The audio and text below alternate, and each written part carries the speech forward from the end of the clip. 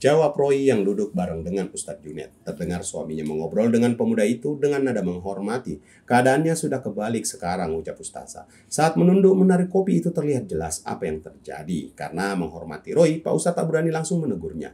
Pak Ustadz tersenyum sambil sungkan ke arah Roy, bilang ingin ke kamar mandi. Saat di pintu, menyusul Ustazah, ia menyentuh baju syari itu dan berbisik, tutuplah. Roy mengerti kekhawatiran Pak Ustadz karena takut istrinya dilihat pria lain. Ustazah menutupnya secara langsung tapi ia tak mengacunya. Setelah selesai membuat kopi untuk Roy, Ustazah berjalan kembali ke sofa dan memperhatikan suaminya masuk ke dalam kamar mandi. Baru saja Roy ingin melakukan sebuah tindakan, tiba-tiba saja suara pintu kamar mandi terdengar. Ustazah senyum manja dan sempat mencet hidung Roy agar mampu menahan diri. Roy tersiksa, makanya dia langsung minta izin. Stat, ada urusan ngedadak, saya harus pergi dulu. Loh, kopinya nggak diminum?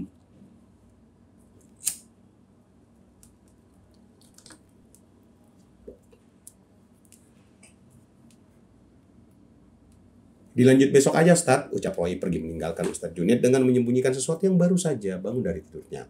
Ustadz Junid menggeleng-gelengkan kepalanya tanda ia kasihan ke Roy.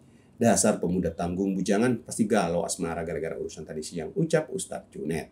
Kadang Junet mulai berpikir harus mencari pasangan hidup untuk Roy agar hidupnya nggak galau. Sudah dibilang harus jadi lelaki sejati kalau mau dapetin wanita sejati. Ini masih galau aja kelihatannya, pikir Ustadz Junet lagi. Kasihan anak itu, ucapnya lagi mengambil kopi itu ke dalam kamar. Di dalam kamar, Ustazah berdiri melihat cerminnya sendiri sambil mengingat kejadian tadi. Wanita itu menutup baju syari itu dan merapikan hijabnya. Ia beralasan ingin bertemu Nyi Haji di rumahnya. Saat Pak Ustadz bertanya ada apa, ia tak menjawab. Ia langsung keluar kamar memakai sandalnya menuju rumah samping.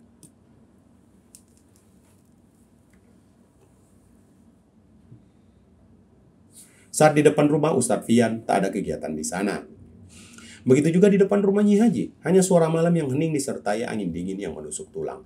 Wanita itu melihat kamar Roy masih menyala. Ia berjalan ke biking rumah Ustadz Fian sambil melihat-lihat ke dalam. Ternyata Fian sudah tertidur. Ustazah membuka pintu dapur, tak ada orang di sana.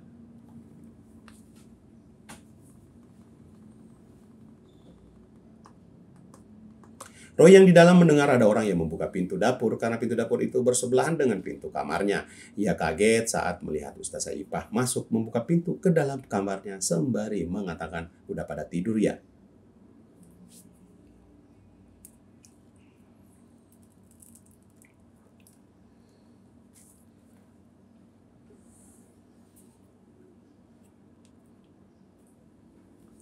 Dan sebelum kita lanjutkan, seperti biasa adegan ini akan saya cut.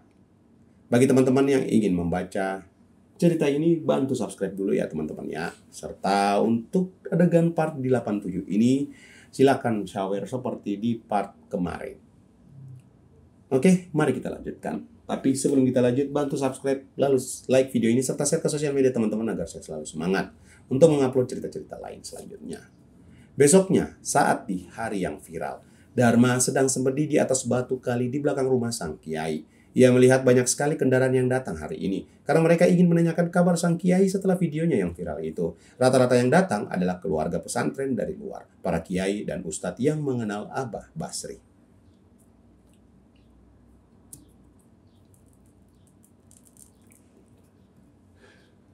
Ada sebagian yang kenal dengan Dharma, ada pula yang tidak. Tapi sebagai keamanan pesantren, Dharma tetap berjaga-jaga di sekitar rumah Kiai. Ia ingin memastikan para tamu itu bukan tamu yang hendak mencelakakan Kiai. Sejauh ini, ia sudah menduga beberapa orang otak pelaku yang ia simpan di pikirannya. Meski sudah mendapat wejangan dari Kiai Basri semalam agar tetap berkepala dingin, tapi hatinya tetap tidak tenang. Resah, memikirkan segala kemungkinan-kemungkinan yang ada. Terutama karena menahan rasa malu sudah 4 kali ia kecolongan sebagai keamanan pesantren. Pertama, disabotase proyek. Kedua, munculnya serangan klinik di rumah Ustadz Fian. Ketiga, pengeroyokan Tatang. Dan keempat, ada yang menaburi kotoran di surau. Malu sebenarnya Dharma dengan rentetan kejadian kecolongan itu, terutama bila bertemu dengan Kiai Basri. Membuat ia marah, lepas kendali, seperti nasib naas yang menimpa 2 orang pelaku pengeroyokan itu tertangkap.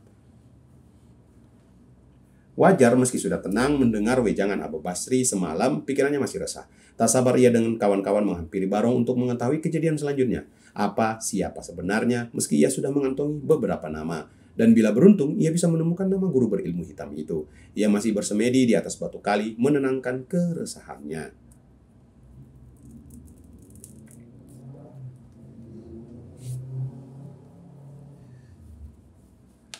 Karena ia mendapat telepon bila anak buahnya yang melakukan pengintaian ke sana sudah menemukan di mana keberadaan Barong.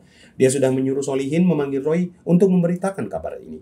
Sebetulnya sekarang Dharma berada di sungai karena ingin mandi terlebih dahulu. Ia ingin merasa segar setelah keliling memperhatikan tamu Abah Basri, tak satupun yang membuatnya curiga. Ia memutuskan untuk mandi di belakang rumah sang kiai itu. Ia merasa segar dan bersemedi di atas batu kali ini.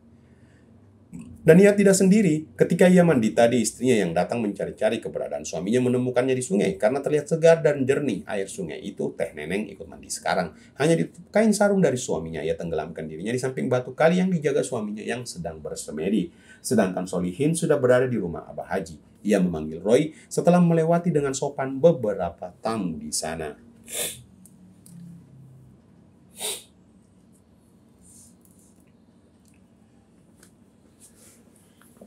Pemanggilan Solihin itu mendapat perhatian dari Nyi Haji juga Kiai Basri. Karena hal yang serius dari pemanggilan itu, Roy pamit sebentar ke para sesepuh yang hadir di sana mengikuti Solihin. Saat sampai di pintu, Roy melihat Ustazah Ipa sedang duduk terlihat cantik sendirian di depan rumah Pak Kiai.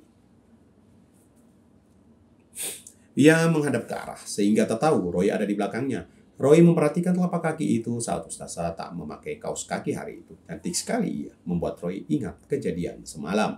Ia penasaran, apa ia sudah bisa berjalan normal setelah terhuyung kejadian semalam.